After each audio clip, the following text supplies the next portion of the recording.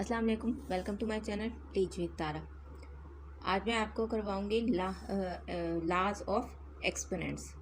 लाज of exponents इसलिए कि एक्सरसाइज नंबर 2.4 को समझने के लिए आप लोगों को ये तमाम लॉज का पता होना ज़रूरी है।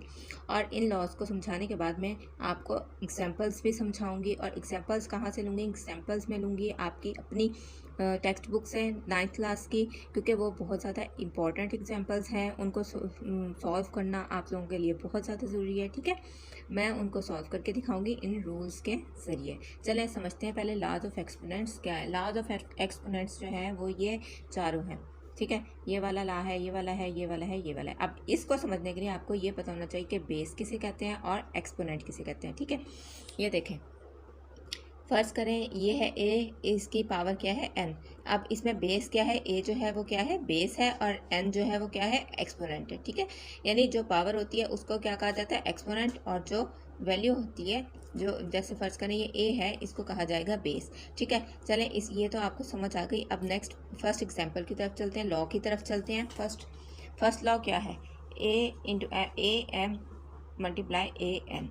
यानी अब देखें, इनकी बेस जो है वो सेम है। ठीक है, और एक्सपोनेंट्स जो है वो क्या है? डिफरेंट है। और इनके बीच में क्या साइन है? मल्टीप्लाई का साइन है।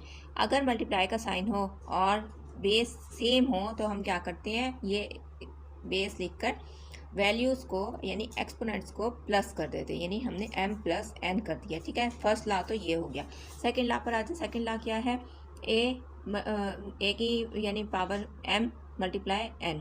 अब देखें, अगर ये इस तरीके से हो, पावर्स आपस में मल्टीप्लाई हो रही हो, तो उसको हम क्या करेंगे कि बेस तो हमारे पास है, तो उन दोनों पावर्स को हम इस तरीके से लिख देते हैं। तो इसका मतलब है m इंटू एन, यानी एम एन लिख देंगे तो इसका मतलब है कि ये आपस में मल्टीप्लाई हो रही है। ठीक है, अब ये है ए बी, दो बेसिस दी गई हैं और एक ही पावर दी गई है। तो जब हम इन दो बेसिस को ओपन करते हैं, इनकी ब्रैकेट्स को ओपन करते हैं, तो हम इसको इस तरीके से लिख सकते हैं, यानी हम इसको इस तरीके से लिखकर सॉल्व करते हैं। ये हो गया इसका थर्ड लॉ, यानी ए बी की पावर n है, एक्सपोनेंट इसका n है, तो a exponent n, b exponent n, यानी इन दोनों की पावर सेम हो जाएगी। नेक्स्ट फोर्थ लॉ हो जाता है कि अगर इस तरीके से है a बाई बी, यानी इस वैल्यू, ये वैल्यू है और इसकी फुल की पावर n है, तो हम इसको जब हम सॉल्व करेंगे तो हम किस तरीके से करेंगे? तो वही रूल आ जाता है कि इनकी जो है दोनों के एक्सपोनेंट्स हम अलग अलग करके लिख देंगे, क्योंकि वो दोनों का ही एक्सपोनेंट है। ठीक है, चले मैं अब इसको एग्जाम्पल के जरिए आपको समझाती हूँ। और एग्जाम्पल मैं बुक से ही लूँगी। फर्स्ट एग्जाम्पल है बुक की, चले सॉल्व करते हैं। अभी देखें, ये फर्स्ट एग्जाम्पल है। फर्स्ट एग्जाम्पल मैंने लिख ली, ये बुक की नंबर 1 एग्जाम्पल है। ठीक है, यहाँ पर मैं इसको ये देखें। ठीक है, अब इसमें बेस सेम बेस है इसकी x की, तो हम यहाँ लिख देंगे x -2 प्लस माइनस माइनस हो जाएगा ना, ये प्लस और ये -3। ठीक है, उसके बाद y की पावर कितनी है? 7 बाई x -3 एंड y 4। ठीक है, अब इसको नेक्स्ट सॉल्व करेंगे तो क्या आ जाएगा? x आ जाएगा हमारे पास -5 और y आ जाएगा 7 बाई x -3 बाई 4। ठीक है, अभी देखिए इसको नेक्स्ट सॉल्व करती हूँ। x -5 सेम एक्सपोनेंट्स, ये ऊपर जाकर बेस सेम है तो ये ऊपर जाकर क्या हो जाएगा? माइनस प्लस हो जाएगा, तो ये हो जाएगा +3।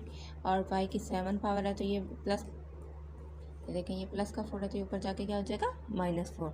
ठीक है, ये आ गया x। ये आपको पता है कि हम ये एक रूल पीछे हम ये रूल्स पढ़ आए हैं सारे। ठीक है ना, और रूल क्या था? ये देखें, रूल ये था कि फ़र्ज़ करें कि इस सेम एक्सपोनेंट्स होते हैं अगर, तो और वो इस फॉर्म में होते हैं x -3।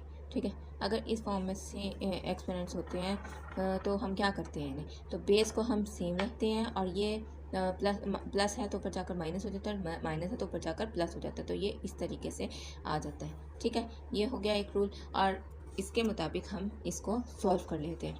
ठीक है, अब ये -2 हो जाएगा और ये हो जाएगा y 7 में से 4 गया 3। ठीक है। अब देखें, एक और रूल आप पहले पढ़कर आ चुके हैं, अभी तमाम पिछले रूल्स जो है ना वो रिवाइज हो रहे हैं, मैंने आपको पहले सारे रूल्स बता दिए हैं, ठीक है ना। अब देखें, एक रूल तो आपने ये वाला पढ़ा था, ठीक है, ये हमने कर लिया। अब सेकंड रूल ये था कि हमेशा जो आंसर आने चाहिए ना, आपने ये याद रखना है कि प्लस में आना चाहिए, माइनस में कभी नहीं आना चाहिए। तो इस माइनस को ख़त्म करने के लिए फ़र्ज़ करें अगर हमारे पास माइनस की वैल्यू होती है तो हम उसको क्या कर देते हैं, हम उसको प्लस में करने के लिए उसको फ्रैक्शन फॉर्म में लिख देते हैं। कैसे लिख देते हैं, इस फॉर्म में लिख देते हैं। तो एक रूल आपका ये हो जाता है। तो इसको जब हम सॉल्व करेंगे तो ये क्या हो जाएगा, y की वैल्यू 3 आ जाएगी और x की वैल्यू को जब हम फ्रैक्शन फॉर्म में लेकर जाएंगे तो माइनस की बजाय x स्क्वायर हो जाएगा। तो ये आ जाएगा इसका आंसर। चलिए नेक्स्ट करते हैं क्वेश्चन। ये देखें, ये भी बहुत सिंपल क्वेश्चन है, इसको भी सॉल्व करना बहुत इजी है, ठीक है। अभी देखें सेम बेस है, एक्सपोनेंट्स डिफरेंट है, इन्हें सॉल्व कर लें इसी तरीके से। 4a की पावर 3 माइनस ऊपर जाके प्लस हो जाएगा बाय 9b0 माइनस 2, ठीक है। अब आपको पहले मैंने बताया था, आप ये पढ़कर आ चुके हैं। ये भी एक रूल था कि फ़र्ज़ करें अगर किसी चीज़ की पावर 0 होती है, चाहे उसमें 2 की पावर है, ये देखें b की पावर अगर 0 है, यानी एक्सपोनेंट अगर 0 है तो किसके इक्वल होगा, 1 के। अगर 2 की पावर भी 1 है, नंबर की पावर भी 0 है, तो वो भी किसके इक्वल होगा, 1 के। तो ये क्या हो गया, b इंटू 0 किसके इक्वल हो गया, 1 के। तो यहाँ पर हम लिख देते हैं 4a 3 + 5 8, ठीक है, और बाय 9 मल्टीप्लाई 1 माइनस 2, ठीक है। ये हो जाएगा 4a की पावर 8 बाय 9, इनकी पावर हो जाएगी -2। अब देखें, इस -2 को जब हमने +2 में करना होता है तो हम क्या करते हैं कि इन दोनों की, यानी ऊपर वाला जो वैल्यू है सारी वो नीचे आ जाएगी, इन दोनों वैल्यूज़ को उल्ट कर देते हैं, यानी ऊपर वाली को नीचे ले आएंगे और नीचे वाली को ऊपर ले आएंगे। तो ये क्या बन जाएगा, इनकी जो पावर है वो प्लस हो जाएगी, क्योंकि मैंने आपको बताया था कि हमेशा आंसर प्लस में लाना है। तो जब हम इन पावर्स की जगह चेंज कर देंगे, पावर्स करें, इन वैल्यूज़ की जगह चेंज कर देंगे तो क्या हो जाएगी, पावर प्लस हो जाएगी। तो ये देखें, मैं लिख कर दिखाती हूँ, 9/4a की पावर 8 मल्टीप्लाई इनकी पावर 2, तो 9 की पावर 2 बाय 4 की पावर 2 a की पावर 8 मल्टीप्लाई 2, ये आ जाएगा। इस तरीके से लिखने के बाद अब इसको मैं सॉल्व कर देती हूँ। 9 की पावर 2 है तो 9 9 ज़ार 81 बाय 4 4 ज़ार 16 और 8 2 ज़ार 16। This is the answer. Next example number 2 की तरफ आ जाते हैं। इसका क्वेश्चन नंबर 1 लिखते हैं और उसको सॉल्व करते हैं।